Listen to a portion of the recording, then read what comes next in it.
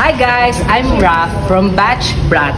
And ngayon ay mas kikilalanin natin ang mga members ng HR Committee dito sa UP-MSS.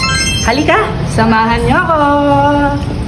State your name, year standing and course po. Matthew, first year standing, year sa Leburnian Amos C. Amarelio, first year mining engineering. Daniela Hitler from third year BS Math.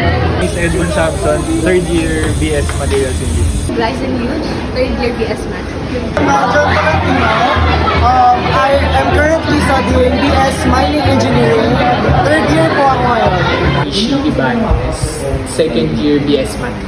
Why did you apply to MSS? Marami akong tropa dito tayo. Nakakakit ako ng fresh body activity noong summer. Dahil sa friend group namin, kasi na-invite ako ng isang friend na si Saka. First out of curiosity kasi wala pa akong work before. So super curious ako sa app process. Then marami na rin ako kilala. So nag-join ako. Form connections within the department. Because nandito rin yung mga ka-close ko, sila Bash, sila Jaya. Also, parang nagustuhan ko yung events nila, lalo na yung catch-up. For the experience. What's making you stay in MSS? Yung friends. Yung mga friends din. The people. Because of the people that I've met. Yung people, kasi super fun nila. Also, yung events. Lahat ng events Yung events din of course. Pero yung syempre yung community na nabubuo sa events. Wala lang, same reason. Finally, describe your MSS journey in one word. Exciting. Super fun.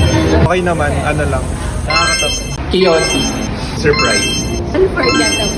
How do you feel about the new Execom? Solid sila, sila Chelsea. I know they'll do well. And good luck na lang sa journey nila. Mas maging efficient sila.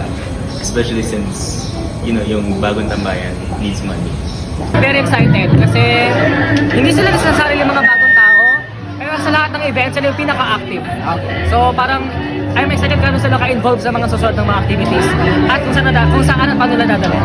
Yung iba sa mga EC, kilala ko na sila personally and yung iba naman hindi, pero nakita ko na yung mga works nila as my classmates and alam ko magagawa nila ng maayos yung trabaho nila as the new EC ng MSS. Ma-improve lang yung nagawa nung dati. Or either mag-stay ng ano lang, or ma-improve yung ginawa ng previous season. I'm happy sa napiling XCOM, though may mga kulang pa, pero sa mga na-elect na, I'm so happy na sila yung na-elect kasi nakikita ko yung vision eh. And alam kong ginaid din sila ng former XCOM, our students nila ngayon. No comment.